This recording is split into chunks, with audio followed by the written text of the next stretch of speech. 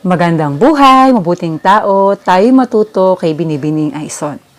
For today's vlog, gagawa tayo ng subscribe and click the notification bell na ilalagay natin sa mga vlog natin. Ayan, para i-promote ang ating YouTube channel. Salamat din kay Ate Jube na kung saan sa kanya ko ito natutunan. Ayan, so simulan na po natin. Keep on watching. So, gawin po natin, click natin itong media at click natin ang background. So, dahil wala pong plain green screen dito, ang una muna nating piliin ay ang white background. Ayan. Tapos, check.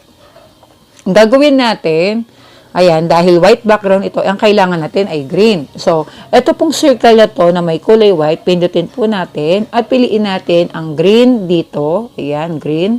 Tapos, check. Ayan, so naging green screen na po ito.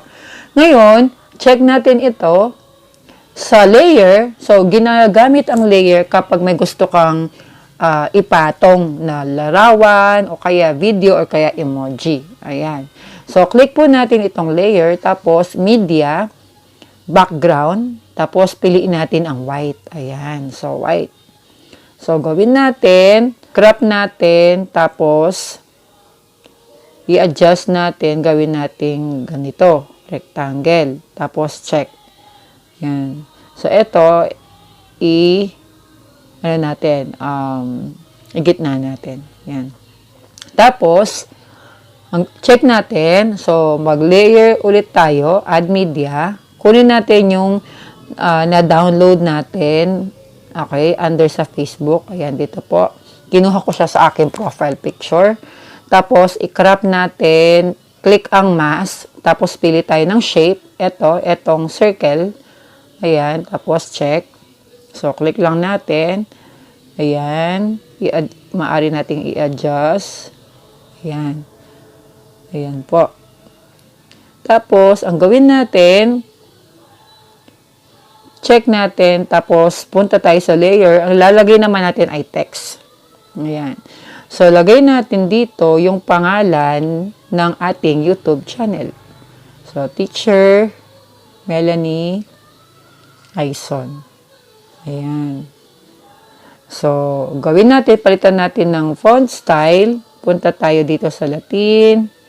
Tapos, itong League Gothic. So, nasa inyo po kung anong gagamitin. Tapos, palitan natin ng kulay, yung Teacher Melanie. Gawin natin black. Ayan, click check. Tapos, punta tayo sa shadow. Ayan. Gawin natin, alisin natin yung pagka-shadow. Ayan. Tapos po, click check. Ayan. Tapos, lagay natin dito. Adjust lang tayo. Ayan. Tapos, ang gawin natin, yung kinuha natin kay Job Style na ginawa niya na subscribe and notification bell, check muna natin. Yun yung kunin natin. So, layer, punta tayo dun sa dinownload natin. So, hanapin natin yung download. Ito po. Ayan. Tapos, i-adjust po natin. Ayan. Pwede po nating i-crop. Ayan. Pwede nating, ayan.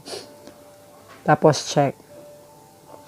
Tignan natin ngayon, ito, i-chroma key natin para makita natin.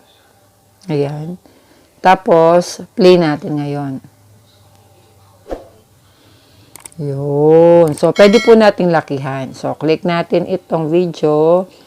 Tapos, lakihan natin. Ayan. Para kitang-kita. Ayan. Tapos, play natin ulit. Ayan. Subscribe and click the notification bell. Ngayon, ang maaari natin gawin dito, pwede nating i-adjust yung ating pangalan na Teacher Melanie. Ayan. Tapos, lakihan natin yung ating, eto, lakihan natin. So, tingnan natin ngayon. Yun, subscribe and click the notification bell. E di, tapos na po tayo dito. Play po natin. Ayan, so, pwede po natin lagyan ng in animation itong ating larawan. So, lagay natin, halimbawa, slide up. Yan. So, ito rin, lalagay natin yung Teacher Melanie Aison, slide up din sa animation. Slide up. Ayan. Tapos, gawin natin, play ulit natin. Ayan. Subscribe and click the notification bell. So, hanggang doon lang. So, gawin natin, dahil okay na to, ayan, okay na, save natin.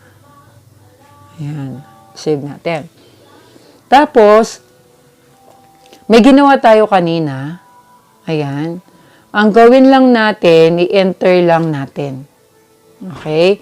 Enter po natin dito. So, kanina, may na-edit na ako na video, na vlog, kung paano magluto ng tinolang bangus. Ayan, habang nagluluto si nanay, binidyo ko. So, click natin ito. Tapos, hanapin natin yung part na sinabi kong please like and subscribe. Ayan. Play muna natin. Niyo po ito, please like and subscribe and click the... Ayan. Gustuhan niyo po ito, please like and subscribe. Please, ulitin ko. Kung nagustuhan niyo po ito, please like and... Ayan. Please like and tapos click layer yung na-save natin. Ayan. Pero bago yon dapat i-convert muna natin pala. So, 428 yung ating duration. Ayan. Punta muna tayo dito. Ayan. Tapos, gawin natin, save. Ito, yung ginawa natin kanina, Untitled 16. Ito, play muna natin. Ayan. So, gawin muna natin, save, ano muna natin ito, i-export muna natin. Export. Ayan. So, dahil ilang segundo, kaya mabilis ang pag-export. Ayan. Tapos, so meron na akong nagawang customize na subscribe at notification bell. Click the notification bell. So, every time na may binablog ako, ito yung laging ilalagay ko sa dulo ng aking video. Ayan. So, dahil na-export na siya, balik tayo dito sa bangus. Ayan. Tapos, punta tayo dun sa last part ng video. Ayan. Yung 426. Ayan. Gustuhan niyo po ito, please like and subscribe. Please, kung nagustuhan, Kung nagustuhan niyo... tapos layer, punta tayo sa export. Ito. So, lagay natin. Tapos, click natin itong chroma key, enable. Tapos, tignan natin. Ayun. Ayun. So, ayusin lang po natin. Tapos, check. Ito po, ilagay natin dito.